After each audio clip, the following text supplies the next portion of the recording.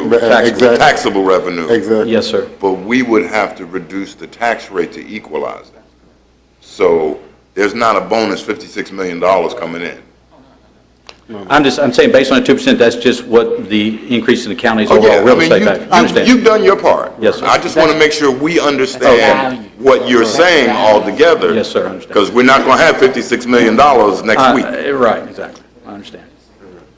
Mr. Taylor, I do have a question. Okay, Mr. Seeley has a question.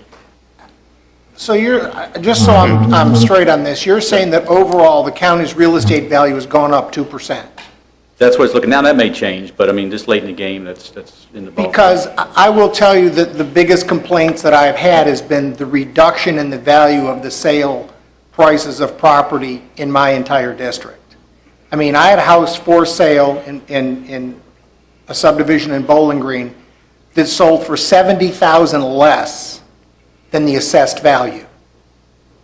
So I'm having a tough time here figuring how you've seen a 2% increase when I'm listening to sales around the county being substantially below assessed value.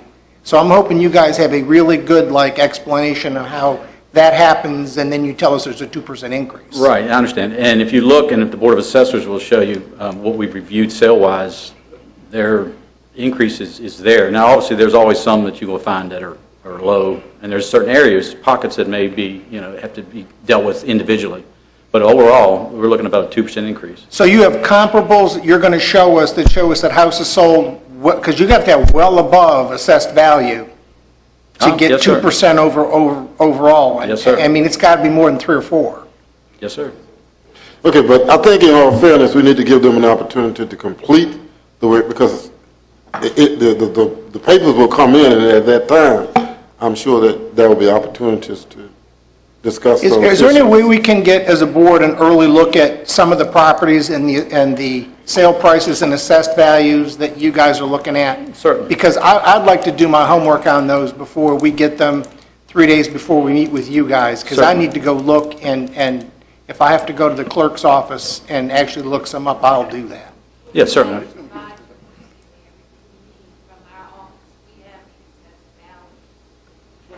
I understand that, but I know what's been sold and what people have purchased and what they've sold, and I can tell you the complaints that I have heard have been loud. Because to hear that there's a 2% increase really has me by surprise. Understand. Okay. This is your third time doing the reassessment. No, sir. Your firm. It's more than that. Since 93, so I would say.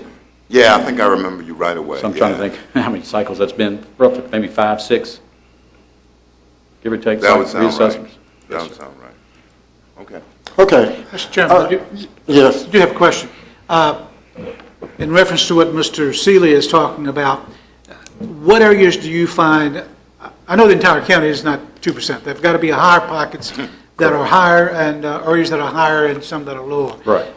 Over on the western side of the county, what are you averaging over in that area? Do you have any? Well, it'd be off the top of my head. I would say probably you're looking at more than 2%. Yeah, I think you're right as Well, and well. y'all probably know that. But to give you an exact figure, No, but I mean ballpark figure. 4 or 5%. It surprised me somewhat. It has surprised me. And Yeah. the thing is, if you look at the 2014 sales, they're fairly flat relative to the oldest current assessment. Yeah. But if you look at 15s, and just about all the ones that I've seen, that's where the increase, and that's what we use as the most recent sales. So, Yeah. and that's what's driving it, that 2%, I think. Thank you. Yes, sir. Okay.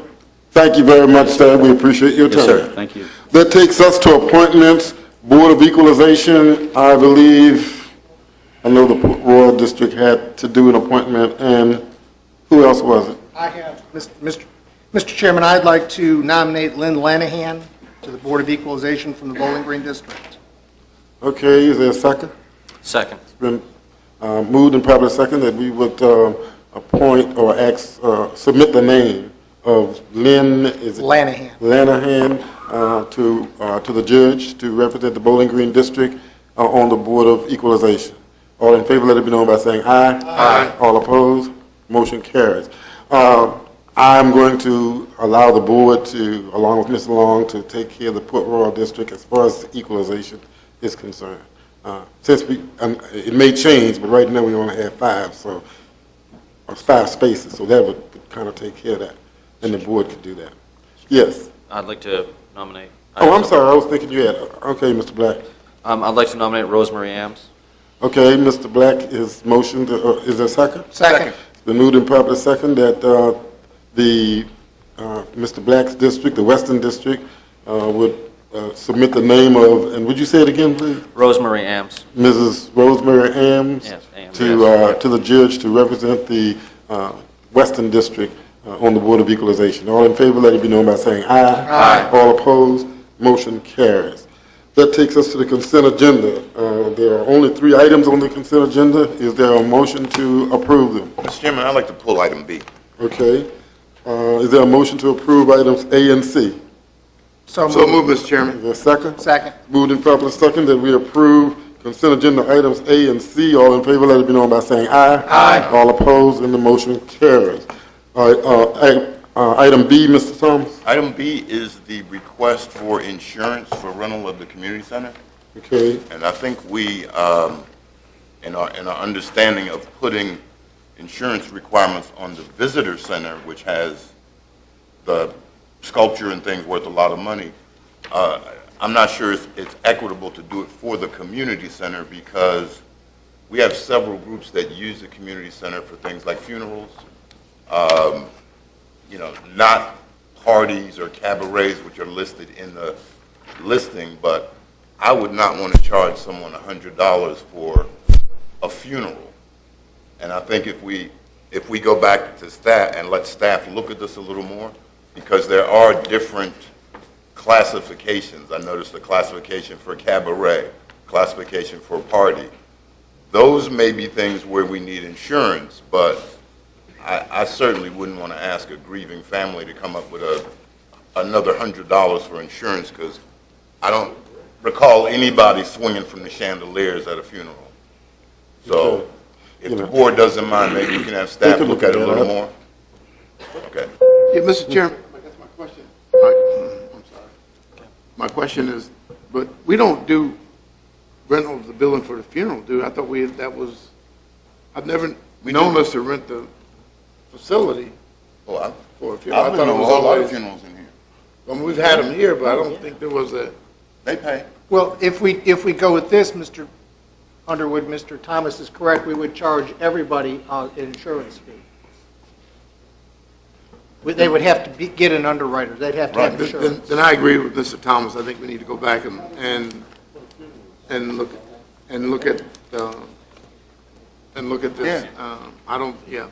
This is not the right thing to do. okay, what we was can not- that do was not the is, intent. we can table B Right. until the board has time to talk with staff. And just direct staff to look at Right, the to look at things that. that would actually require insurance, like a cabaret or like a party, which were listed in their definition. Right. I guess my thoughts were, and I'm not arguing with what you're saying, I agree with what you're saying, but I thought that the insurance was in the event that someone got hurt. Like if, even at a funeral, somebody fell or slipped. We have that kind of insurance normally. Okay, but if that's covered, then this is Yeah, additional, I then mean- maybe the additional is not needed. It was additional liability and for damage to the property, okay. but like I said, I've been to quite a few here, and And I've yet to nobody's see been- anybody swing from the lights or anything like that, so. Okay, Mr. we will, I'm sorry. Is that, I guess my question, is that common for in the counties that rent house bed? And I don't know if you know the answer to that, to have different, my only concern is that we're not going to be equal across that we have one for one place and one for another. I'm just wondering the legality of that. But they're different places. They're each unique. There's no whale in here. Yeah, Ben is saying that we could have, But $1 million policy is not that much. okay, but then we will table agenda item B until the board has had an opportunity to talk with staff and come back with a recommendation. Okay, that takes us to, we need a break. We're behind schedule, and I apologize. We'll take a 10-minute break, and then we'll come back with public comments and the public hearing.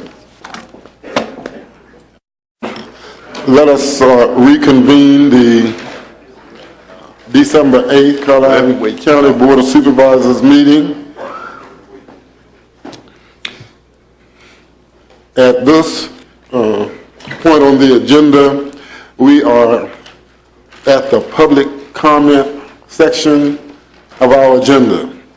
The public comment section is that time that citizens are allowed to approach the board on any issue that's not a public hearing or any issue that's not listed on the agenda for discussion. But any other issue that citizen would like to address the board on, you may do so at this time. We ask that if you wish to approach the board, that you would state your name and your voting district if it's applicable, and we would allow you 3 minutes. So at this time, is there anyone who would like to approach the board? Good evening, Mr. Parker, Reverend Parker, I'm sorry. Good evening, Board. How are you? I'm fine. Thank you, Mr. Chairman, for the opportunity to speak. A couple things that I want to make mention, and I am aware of the time, so I'll only take up a few of those 3 minutes. One of the things that I want you all to consider or to do when you have the opportunity to be in front of the school board, I know it's not your jurisdiction, but I'm asking for your input, that you assist in some way, shape, or form of helping to retain some of the experienced teachers that come here brand new, get there 3 or 4 years, and then move on to somewhere else.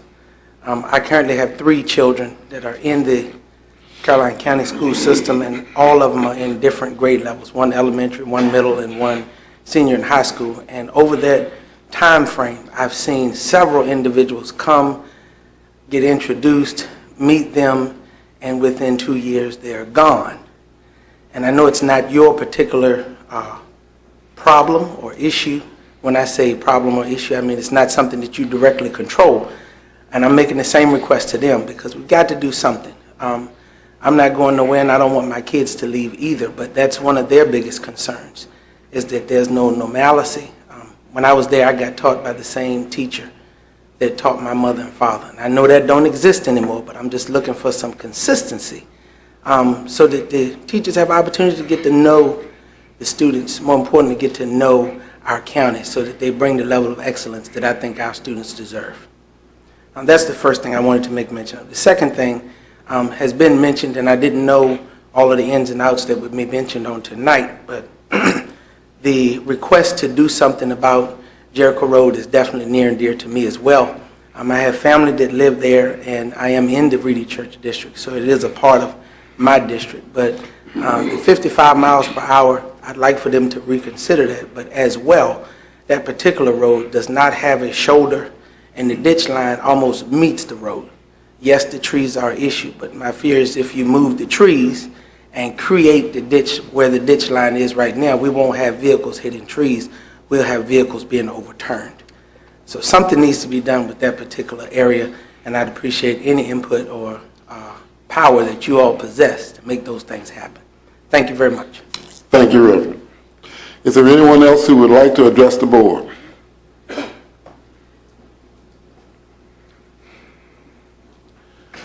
Good evening. My name is George Spinner. I live in the Mattaponi district. And the 2 issues I wanted to speak on, one was the Jericho Road issue. I've driven up and down that road many times. Sometimes it's to go to Mr. Black's meetings. And I got to tell you, in the daytime, driving up that road scares the hell out of me because it's just that twisty and turning, and there's really no place for you to go off if somebody were to swerve from the opposite direction or something. At night, I'm terrified coming down that road for the same issues, and the fact that sometimes it can look like a car coming in the opposite direction is coming straight for you because of the way the road twists and turns at points. I agree with Mr. Underwood that something does need to be done with that road. I don't care what the state says, but something needs to be done with that road. The other issue is the Doggett's Fork Road issue. That is my neighborhood, my area, and I can tell you that besides the intersection, that road takes a deep, past the Sunshine Road and Doggett's Fork Road intersection, the road takes a deep dip and twist at the same time before it comes back up.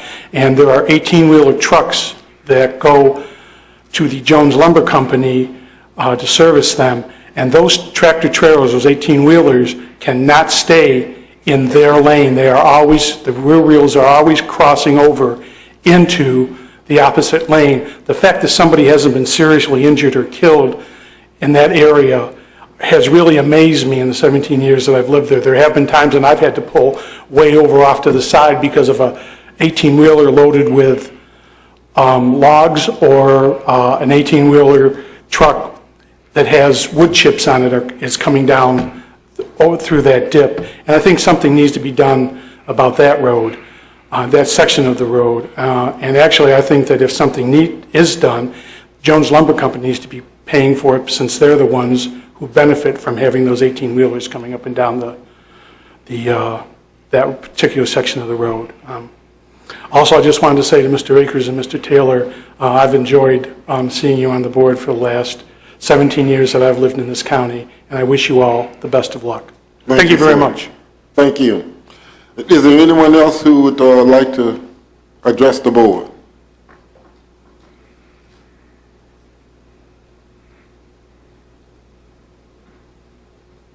Good evening, gentlemen. My name is Peggy Smith. I'm a lifelong resident of Caroline County, live on Cedar Fork Road, and have lived there my whole life. I use Jericho Road regularly to go to shopping and to work, and it is my feeling that Jericho Road does need something done. In particular, the posted speed limit is either 45 or 55 along that road, but rarely is that observed. It's been my observation that most people exceed the speed limit on that road regularly, and that road is poorly banked in many places. And I think it's definitely, we need to study that in terms of safety and speed. I think the speed needs to be revisited on that. Thank you, Mrs. Smith. Is there anyone else who would like to address the board? Is there anyone else who would like to address the board?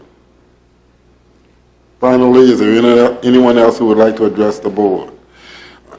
Seeing no one with the intention to speak, I will close the public comment section of our meeting.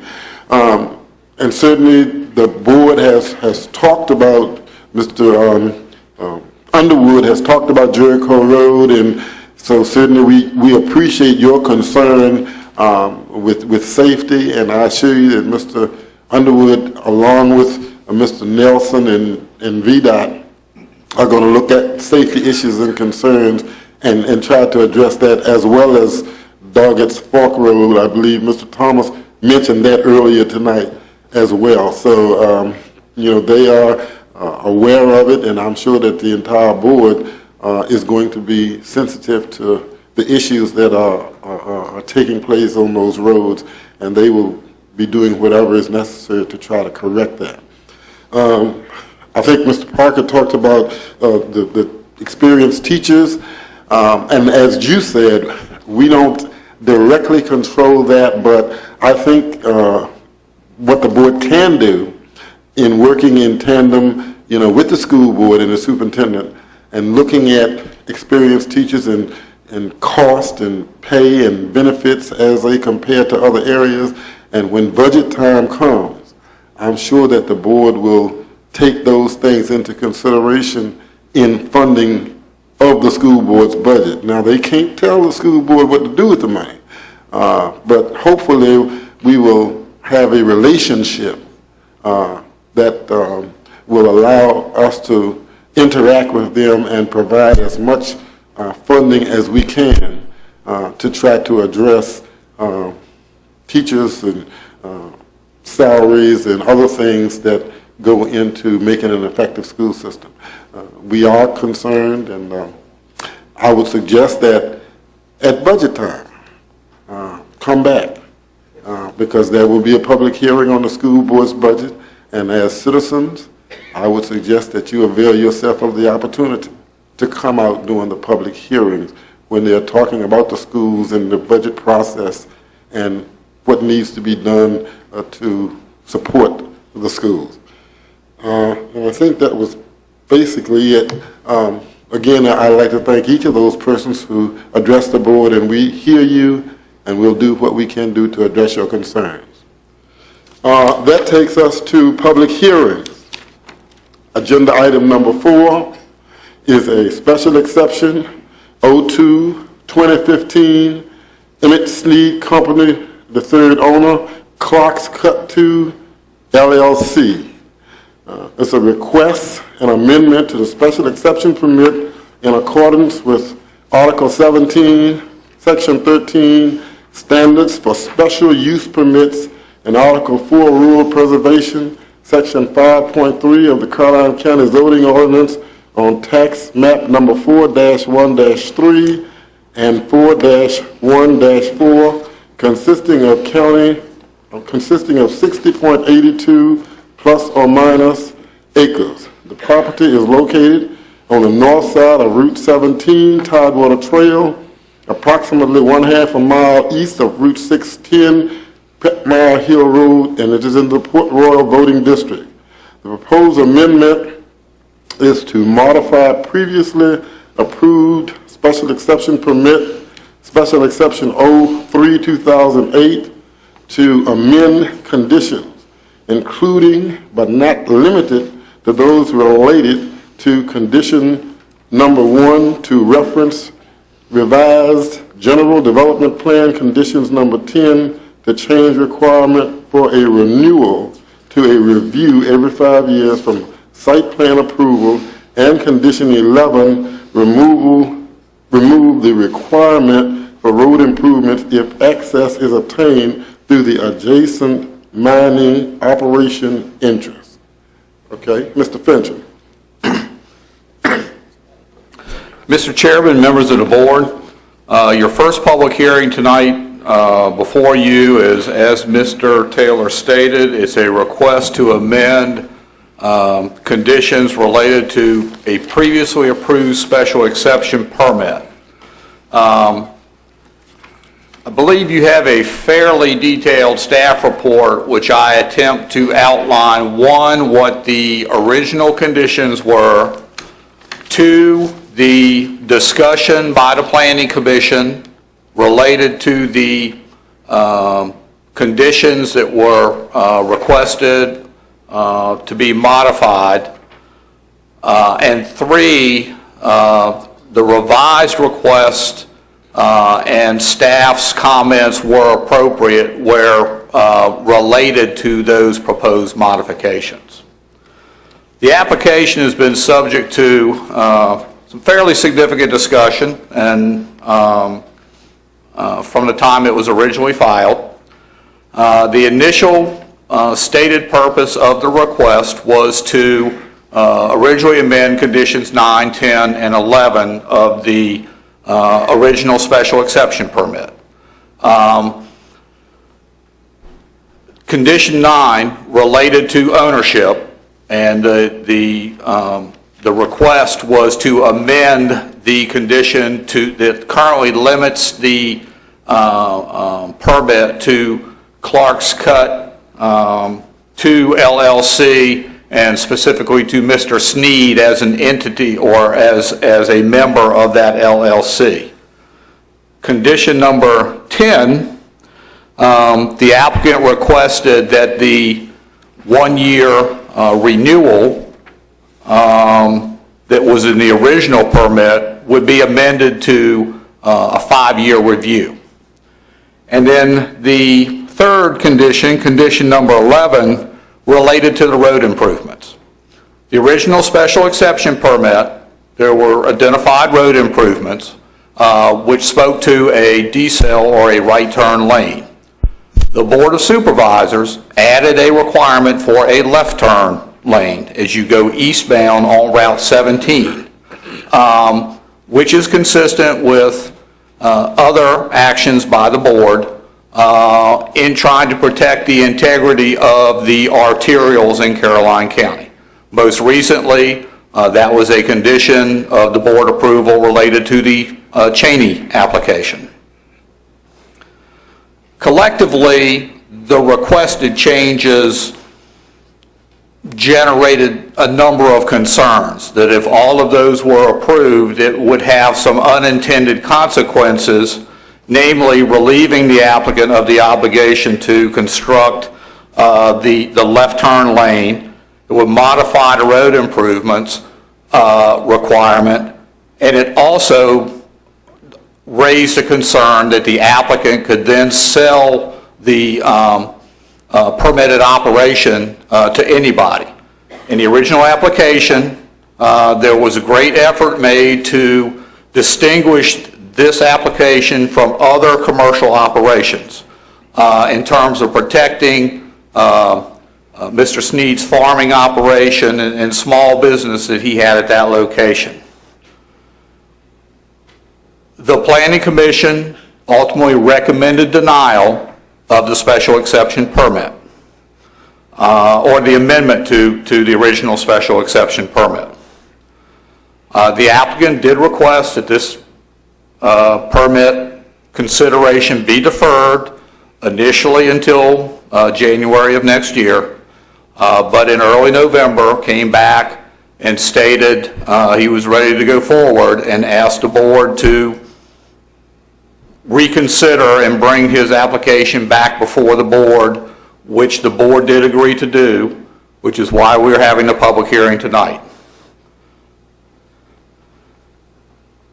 You will note that or after the Planning Commission recommendation, the applicant proposed several additional modifications. He did request that Condition 9 be not amended or taken out of consideration. Proposed modification to Condition number 10 related to the renewal, and is asking that that condition be amended consistent with the same condition for the Cheney operation. The applicant also requested Condition number 11 related to transportation be amended, and in each case you have staff comments and or recommendations related to how those changes should be, or staff's thoughts on how that language should be amended as well. With that, I'll answer any questions that the board may have. Okay, basically, I don't have a question, it's just that, so we are listening now and considering Condition 10 and Condition 11, Yes, sir. and not Condition 9. Not 9. You also note that early in the process, there was a Condition number 1 to amend the GDP. Staff has since reviewed that further, and based upon the suggested language in Conditions 10 and 11, and the fact that there would still be some conflicts with the transportation improvements shown in that GDP, that not be considered, and we have not brought that forward. Okay. That was initially a staff suggestion. Okay. All right, does other board members have questions of Mr. Fincham prior to the opening of the public hearing? I think you said it, Mr. Chairman, but my question was, Condition 9 is not a part of what we're looking at. That is correct. So it will remain that the permit is exclusively to Clark's Cut LLC and cannot be transferred. Yes, sir. Okay, thank you. All right, other questions? prior I have to- a question. Well, I think Mr. Black was first, and then I'll get to you. Okay, Mr. Black. I just have, can you explain to me what the difference is on the difference between what we call a renewal and a review? Yes, sir. And how that pertains to the county? Under the special exception provisions of the ordinance, there are two options if the board wants to look at a special permit that it has granted previously. One, and the more typical option, is a review, where every so often, 1 year, 2 years, 3 years, 5 years, whatever, the special exception permit comes back to the board, and the board has the opportunity to look at that special exception permit to ensure that the applicant has complied with the conditions that the board previously established. I think the most recent example would be Mr. B's Bluegrass Festival permit, which came back to the board several months ago.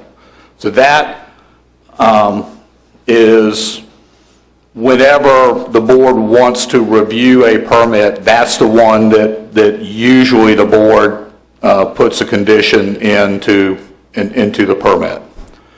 A renewal is in effect going back through the special exception permit process all over again.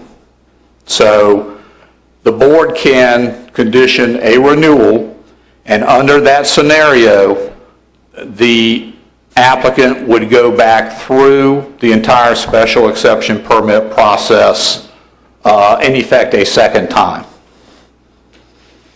Is there a financial impact with the renewal? The renewal would be the same permit application fee as is currently specified in the ordinance. So whatever the original application was, it would be the same fee. Yes, sir. Okay.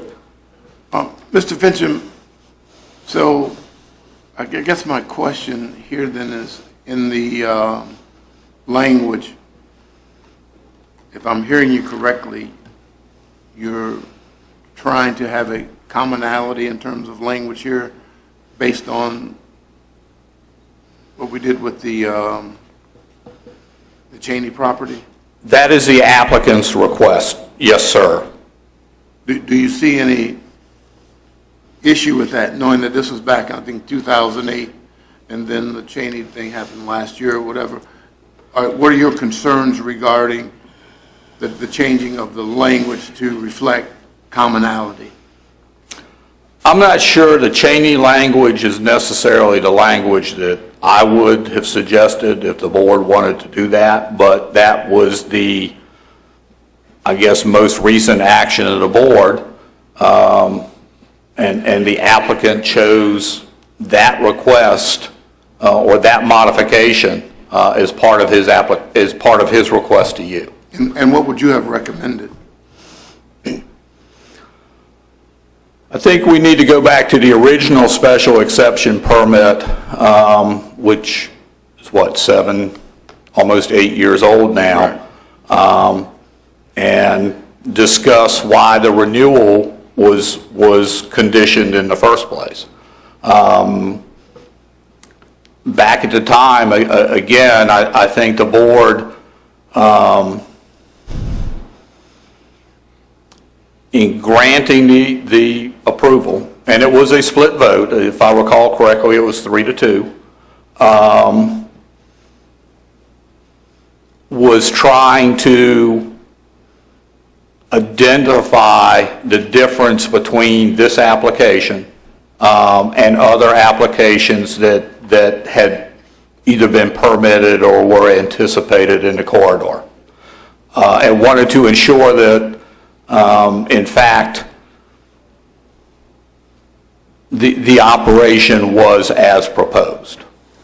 Is there some way that we can kind of have our cake and eat it too, and have the language of renewal where we don't have an effect financially upon the applicant, but certainly have the process of review as part of that within that 5-year period? Is there something that we can do or discuss to where we don't have that impact on the yet we in turn have the ability to have discussion if there are issues that come up in that 5-year period?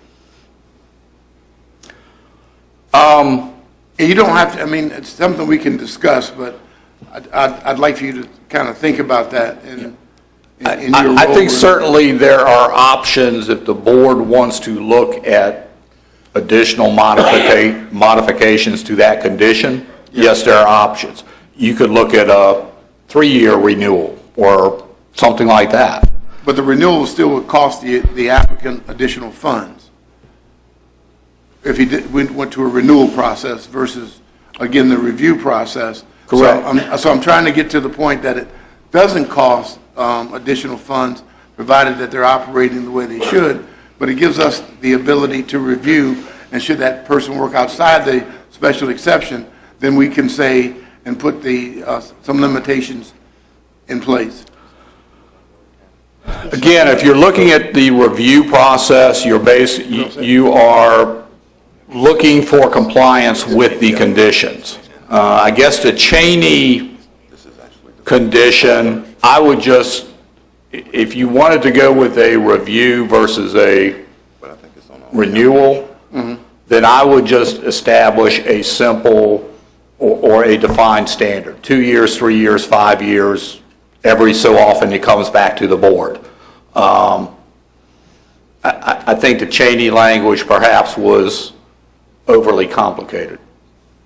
Okay, thank you. Mr. Akins, you don't have any?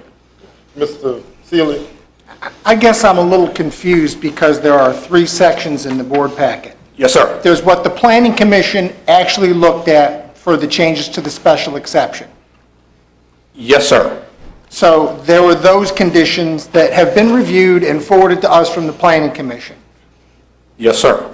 Then there's another set of conditions that looks like it's been changed twice from the applicant since the planning commission. Yes, sir. That's the changes since the That's- planning commission that's- action. But my point is that Yes, sir. there is 3 sets of changes here, and the planning commission's changes is what we were predicated on when this came to public hearing. Because that's what they reviewed, that's what they've been able to do research on, that's what they've been able to advise us on. Not the conditions that we're currently looking at, because they've changed, it looks like to me, substantially. Changes have been made, but the changes are, at this point in time, based upon the revision, not the original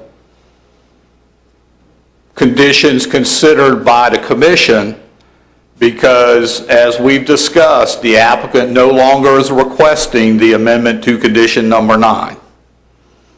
And that was not advertised for tonight's meeting. I understand, Yes. but what I'm saying is we have 3 different sets of conditions. The planning commission has reviewed 1 set. Yes, sir, that's correct. And the planning commission should have then taken a look at least the 3rd set and given us recommendations based on their review, since they're our really review board that does that for us. I think the board would have to refer the application back to the planning commission for that consideration. That certainly is an option, yes, sir. Thank you. Mr. Fincham, there are many times when an applicant makes a request and the planning commission denies that request. And the applicant then goes back and looks at what the denial is and tries to satisfy, if you will, that denial. And when they come before the board, they will then say, because oftentimes we will ask, well, why did the planning commission recommend denial? And the applicant will say, for A, B, C, and so in coming to the board, we've deleted that, and that's all I see that's happened in this particular instance. And we're going to open the public hearing so that the applicant can speak to that. But my reading of this just shows where the applicant looked at the condition, looked at the concerns that the planning commission had, and tried to go back and address some of those concerns that caused them to deny it in the first place.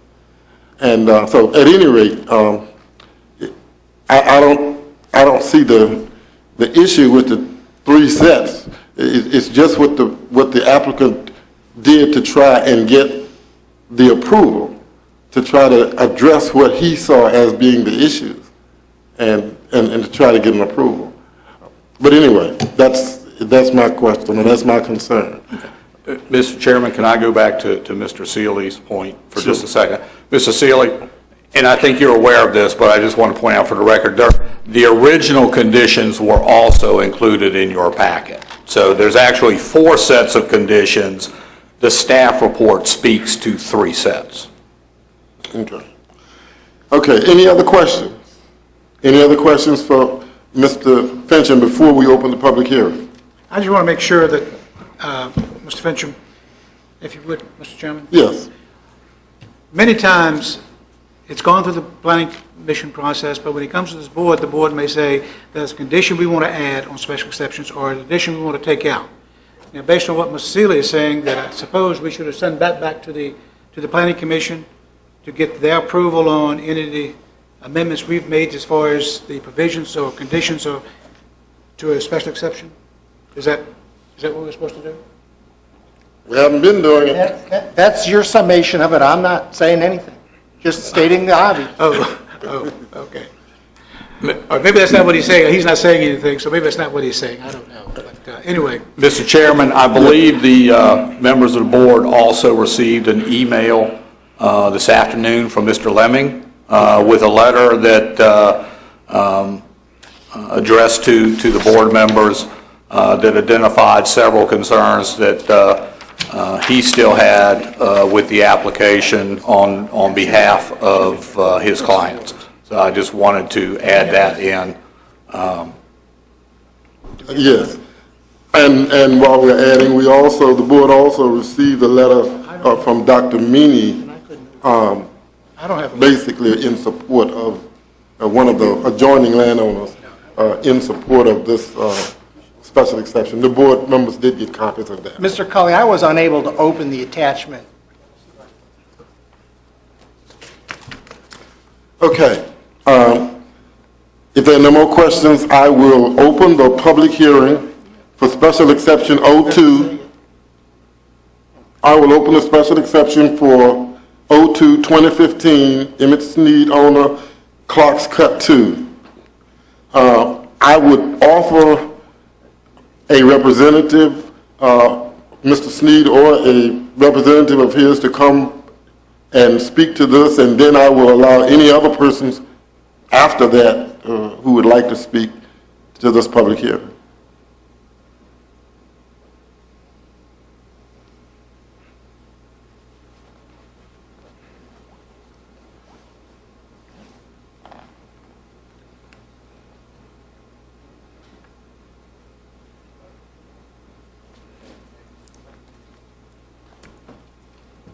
Good evening. Good evening, sir.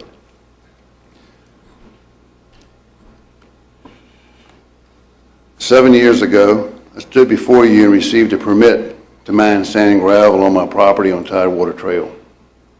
For about 5 of those 7 years, I was unable to use the permit due to litigation between some of my neighbors and against the county as well. During that time, no bank would lend me money to start the mining operation because of the lawsuits. Now that the economy is not doing so well, along with legal expenses that I've had to incur, it makes me want to be cautious about how much more money I spend to start an operation that I may only be able to sell a limited number of truckloads of gravel per week. In order to make the operation viable, I'm asking for 2 modifications to my permit. The first is that I not be required to construct a left turn lane until my business has grown enough to warrant that to happen. My second request is that number 10 on my permit be modified, which states that this special exceptions permit is subject to a renewal by the Board of Supervisors 1 year from the date of commencement of the mining operation. My concern is that I could spend a great deal of money to start operations only to have the county deny the renewal of the special exception permit after 1 year. There's no way the mining operation can make enough money in 1 year to pay back all the startup costs.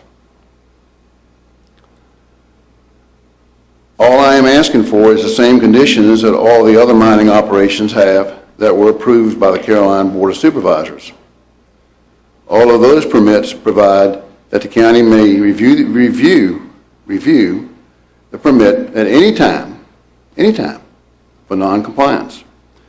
But they do not have the 1 year renewal requirement that my existing permit has, which could shut me down permanently at any time.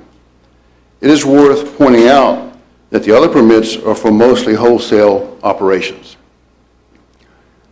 My mine will be mostly retail. So unlike the others, I will be paying sales tax, which I estimate to be somewhere around $400,000 for the duration of my operation. I have owned and farmed property